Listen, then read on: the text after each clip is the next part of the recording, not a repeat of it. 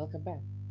In this quick JavaScript tutorial, we'll explore a powerful DOM method, checking if an element contains another.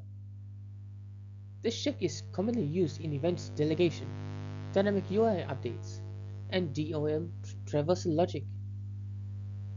We'll also ensure we avoid mistakenly treating a node as its own child. Let's break it down and implement the logic step by step.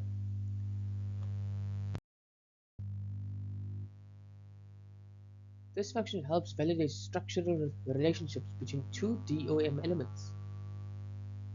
A key constraint here is that the parent and child cannot be the same node. We'll take advantage of the built-in contain method that DOM nodes provide. Time to implement it and see how it behaves.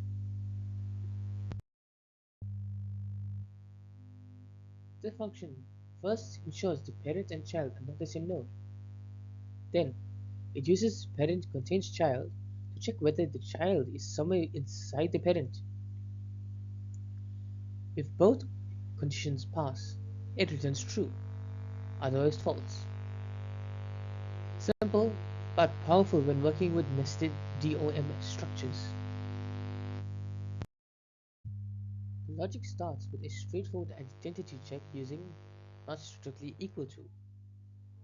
Then, the contains method does the heavy lifting, walking the DOM tree to find the relationship. If both pass, we're good. If not, we return false.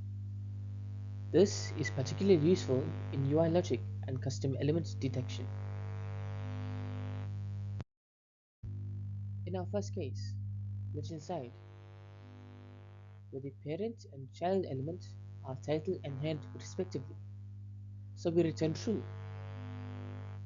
By checking if body contains itself fails due to the identity condition. Try applying this logic to any two nodes in your document structure. It is a great way to validate UI component placement or structure integrity.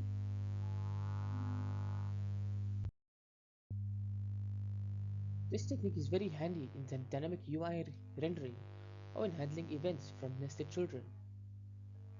It is also common in drag and drop libraries and accessibility checks. When ensuring components behave correctly within containers, this function shines.